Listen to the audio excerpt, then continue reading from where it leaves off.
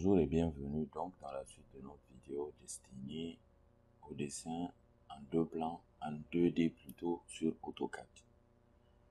Donc dans cette leçon, on va voir les lignes tout simplement. On avait déjà vu les lignes. Pour le coup, on avait dessiné que des lignes, c'est la méthode qu'on avait appelée le dessin graphique, qui nous permettait en fait de dessiner des lignes en allant cliquer sur deux points, à savoir le point de départ et le point d'arrivée, n'importe où sur l'espace graphique. Donc dans cette leçon, on va voir deux autres façons supplémentaires de faire des lignes, qui vont consister pour la première façon à donner des coordonnées cartésiennes de départ et des coordonnées cartésiennes d'arrivée. Ça veut dire qu'on va donner tout simplement un X et un Y de départ et un X et un Y d'arrivée. La troisième façon qu'on va voir, ça sera la façon polaire, si vous voulez, en coordonnées polaires donc, qui va consister à donner une longueur et un angle, c'est-à-dire la longueur de la droite et l'angle que va faire cette droite avec l'horizontale. Donc sans plus tarder, on va démarrer, mais avant de démarrer, une fois encore, je vais vous demander d'activer un autre élément de la barre d'état. Donc, je ne sais pas si vous avez remarqué ici, on a les coordonnées de notre dessin. C'est-à-dire que ces coordonnées vont changer de façon dynamique selon la position de mon curseur ou de mon réticule si vous voulez. Donc, si vous n'avez pas cette information activée au niveau de la barre d'état, vous allez toujours au niveau de la personnalisation, les trois barres qui sont en bas à droite, et vous cherchez coordonnées ici. Donc vous voyez que là, lorsque coordonnées est désactivé, vous ne voyez plus ces informations. Donc nous, on va aller les activer tout simplement. Donc une fois que c'est activé, nous voyons que la position de mon réticule les coordonnées vont suivre tout simplement la position de mon réticule. Et ici, je vous invite à remarquer que la position du Z va toujours rester à 0. C'est une preuve supplémentaire qu'on est en train de faire un dessin en plan. C'est-à-dire tout ce qui nous intéresse ici, c'est de donner les coordonnées en X et les coordonnées en Y. Tout ce qui est en Z ne nous regarde pas. Donc là, je vais dessiner ma première droite. Donc pour le coup, je vais prendre un exemple. Je vais me donner en fait des coordonnées de départ et des coordonnées d'arrivée.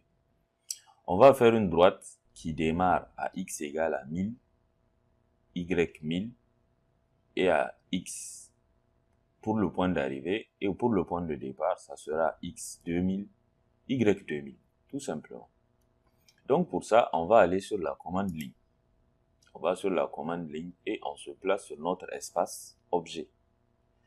Donc cette fois-ci, on ne va pas cliquer n'importe où parce que on s'est donné des coordonnées de départ, des coordonnées cartésiennes pour le coup. Donc on va taper la valeur de X. La valeur de X, on a dit que c'était 1000. Maintenant, on a tapé la valeur de X. La question qui se pose maintenant, comment faire comprendre à AutoCAD qu'on valide cette valeur et qu'on veut passer à l'ordonnée, à la valeur de Y. Là, on vient de taper la valeur de l'abscisse. Maintenant, on veut valider cette valeur-là et passer à l'ordonnée. Donc, pour ça, sur AutoCAD, il faut taper sur la virgule au clavier. C'est-à-dire, vous repérez la virgule au niveau de votre clavier et vous faites virgule. Oups. Vous faites virgule. Donc, dès que vous faites virgule, je vous invite ici à remarquer que au niveau du 1000, il a mis un petit cadenas. Et lorsqu'on va bouger ici notre curseur, vous voyez que la valeur du 1000 reste fixée. Et même lorsqu'on regarde ici en bas au niveau des coordonnées, la valeur du 1000 en X est fixée. Donc, c'est la valeur de l'ordonnée en fait qui varie et qui reste donc à être fixée. Donc ici, remarquez très bien au niveau des coordonnées, c'est-à-dire ici tout en bas, vous voyez qu'il a mis 1000 points avec 4 zéros. Ce qui nous permet ici de savoir que le séparateur de décimales ici sur AutoCAD, ce n'est pas la virgule, mais plutôt le point. Vous voyez qu'il met 1000 points, machin chose. Et ici, il met une virgule pour nous expliquer que lorsqu'on veut passer de l'abscisse aux ordonnées, on sépare tout cela avec une virgule. Et lorsqu'on veut passer de l'ordonnée à l'altitude, on sépare tout cela avec une virgule. Donc ici, nous, vu que l'altitude ne nous intéresse pas, on dira que le séparateur virgule, on va l'utiliser une fois pour séparer l'abscisse et l'ordonnée tout simplement. Donc je vais venir ici, je mets la valeur de l'ordonnée et une fois que j'ai fini, je valide en faisant entrer au clavier. Donc ici, le point d'origine, il est validé. Maintenant, je vais m'intéresser au point d'arrivée, ce qu'on avait appelé XA, YA.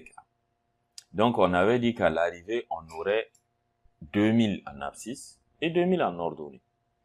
Mais ici, il faut faire très attention. Il faut faire très attention, pourquoi? Vous voyez que pour le point de départ, j'ai mis les abscisses telles qu'on les avait données en exercice. Ça veut dire que j'ai mis 1000 en X, 1000 en Y.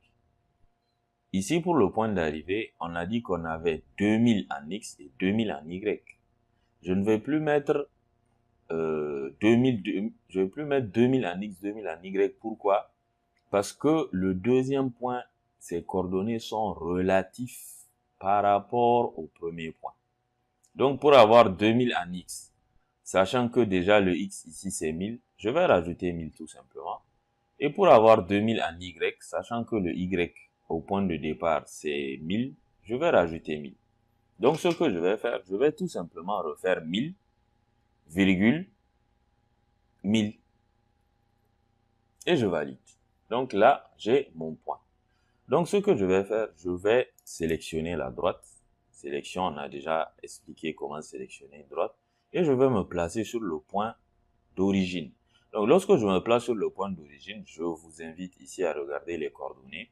On a bien les coordonnées qui sont de 1000 en X et de 1000 en Y. Lorsque je me place ici, au niveau du point d'arrivée, j'ai les coordonnées en Y, à l'arrivée qui sont de 2000 en X et de 2000 en Y. Donc ici, le petit piège, c'était de faire attention. Le premier point, pour le spécifier, on le spécifie en coordonnées absolues. Ça veut dire par rapport au 0. Par rapport à l'origine du repère. Donc lorsque son X était de 1000 ici, et son Y de 1000, je tapais gentiment 1000, 1000. Le point d'arrivée, ses coordonnées sont de 2000 en X et de 2000 en Y.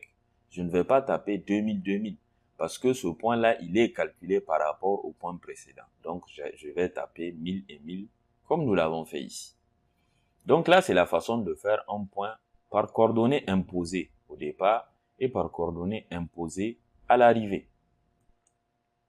La troisième façon de faire une droite que nous allons voir, c'est de dessiner une droite qui a une longueur connue et un angle connu par rapport à l'horizontale tout simplement.